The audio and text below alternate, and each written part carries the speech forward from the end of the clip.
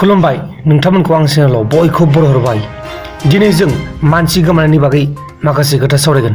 गिबियावनो मोनसे गिलु बालु खौरां, कर'ना भाइरासआ जोंनि बे इन्डियायाव गोसारजोब्बाय होननानै माखासे निउस चेनेलफ्रा होगासिनो दं। नाथाय दासिमबो WHO एबा वर्ल्ड हेल्थ अर्गानाइजेशननिफ्राय अफिसियेल फोसावनानै होनाय जायाखै। दा बेखायनो नोंथांमोना बांद्राय सिन्था खालामनाङा, बांद्राय गिनाङा। जेब्ला अफिसियेलि फोसावनानै होयो अब्लासो फोथाय। बेबायदि निउस चेनेलफ्राव होलाबायनायखौ माब्लाबाबो दा फोथाय। दा जियानो जादोला निजिनि देहाखौ निजिनो सामलायनानै लानांगोन। मानोना बे मोनसे गिलु बालु भाइरास, जाय भाइरासनि थाखाय दासिमबो मोनसे थि मुलि गैया। आरो बे भाइरासखौ जाय डक्टरा गिबिसिन हमदां हादोंमोन, बे डक्टरा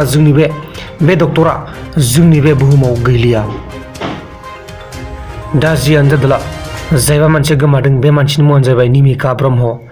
आरो जायबा मानसिया हिन्जाव गोमाजादों बे मानसिनि मुङानो जाबाय भीम मुसाहारि। बे निमिका ब्रह्मआ बिश्वनाथ डिस्ट्रिक्टनिफ्राय क'क्राझाराव हाबा जानो फैदोंमोन।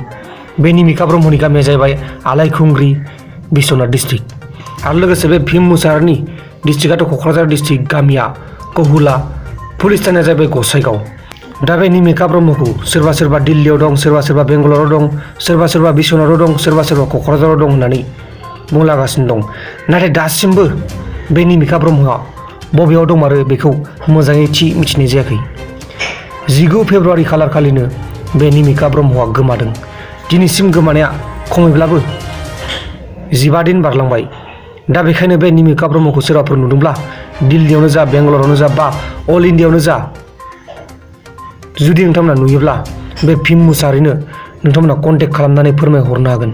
मानोना बे भीम मुसाहारिया आलाय सिलाय जाया लोङा गावनि असे बिसि जायबा निमिका ब्रह्म बेखौ नागिरगासिनो दं। नाथाय दासिमबो जेबो खौरां मोननाय जायाखै। दा बेखायनो नोंथांमोना खौरां हरबानो जाबाय जुदि निमिका ब्रह्मखौ नुयोब्ला।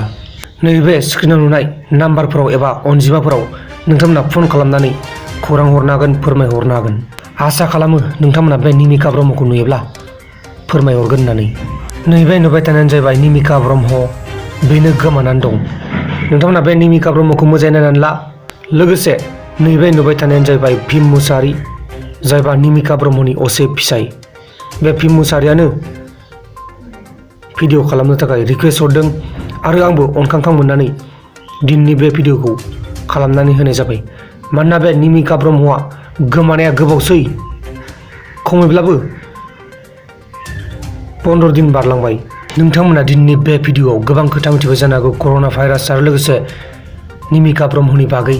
दिननि भिडिअ बेखिनियावनो जोबनाय जाबाय। गुबुन मोनसे गोदान भिडिअनि गेजेराव थाबैनो लोगो मोनगोन नोंथांखौ मोनसे गोदान टपिकनि गेजेराव। जै बर' हारिनि। आसा खालामो नोंथांमोना बे निमिका ब्रह्मखौ नुयोब्ला फोरमायहरगोन होननानै।